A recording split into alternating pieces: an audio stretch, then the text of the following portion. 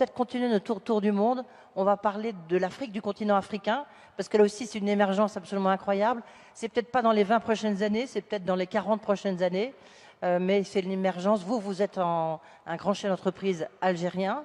Comment est-ce que vous voyez ce monde se dessiner et qu'est-ce que ces couleurs veulent dire? Parce qu'on voit bien qu'il y a des interprétations différentes de couleurs. Très bien. Alors, sur les trois scénarios, le scénario noir, moi je vois les guerres, le terrorisme, le changement climatique.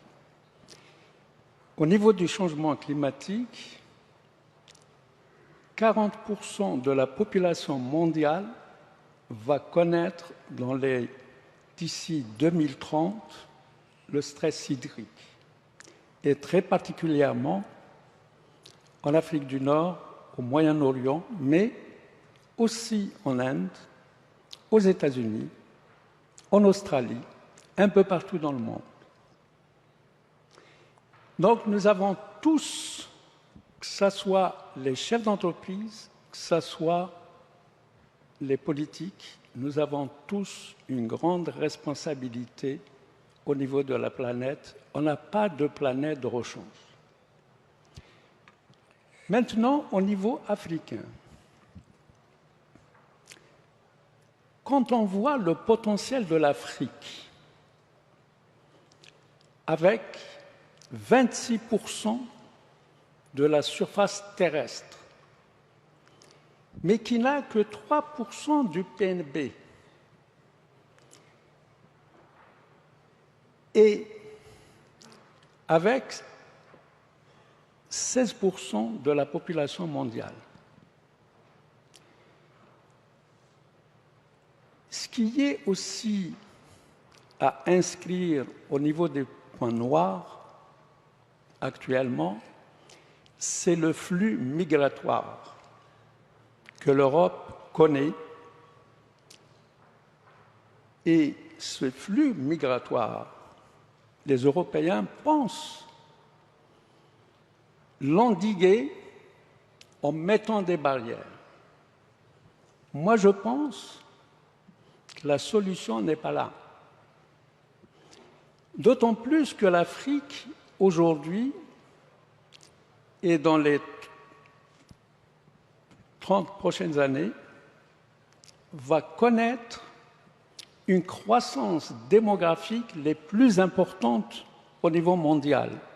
40% de la croissance démographique se trouvera en Afrique.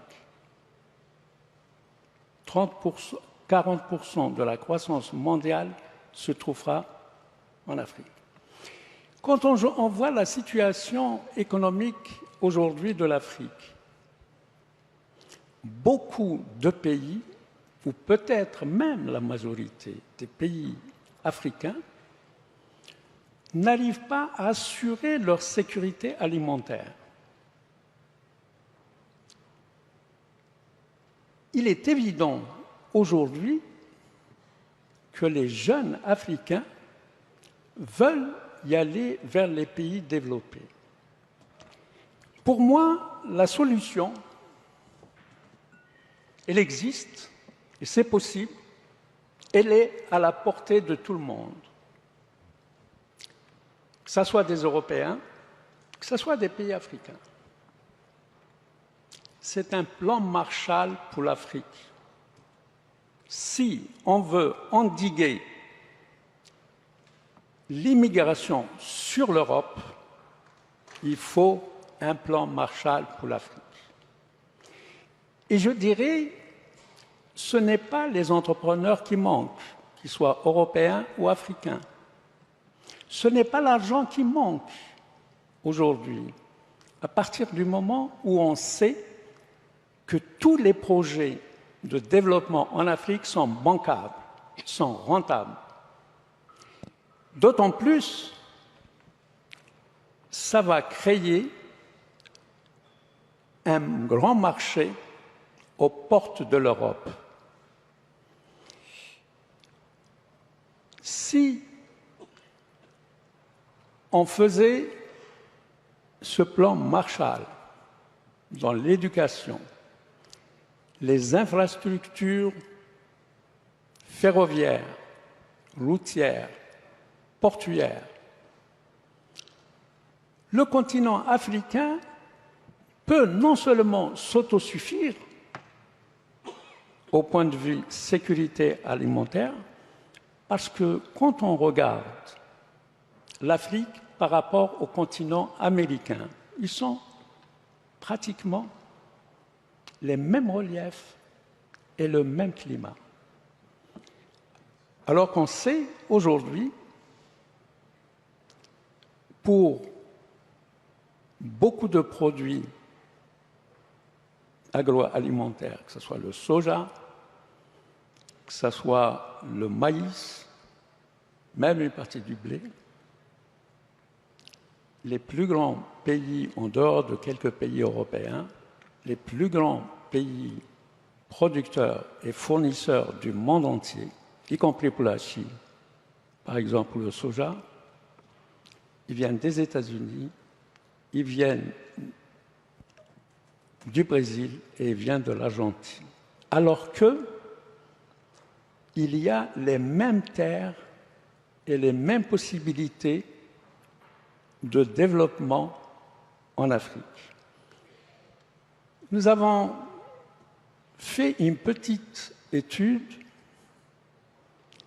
où nous exportons des ports algériens actuellement des produits sur certains pays africains pour arriver d'Alger jusqu'à l'Afrique, Centrafrique.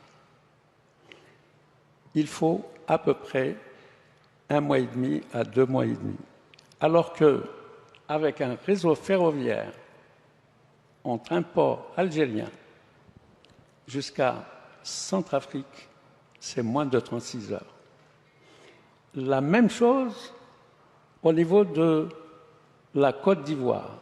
Côte d'Ivoire aujourd'hui, en expédiant un conteneur d'un port algérien, il met 1 mois et demi.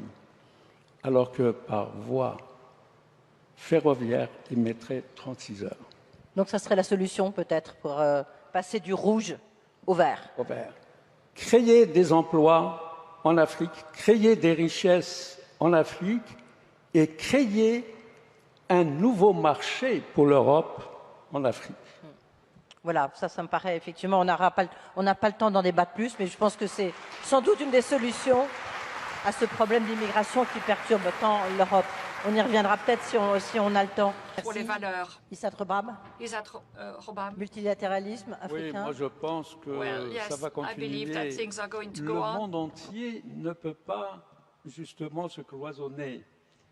Et aujourd'hui, au niveau régional, je vois que, par exemple, nous avons un destin commun entre l'Europe et l'Afrique aujourd'hui.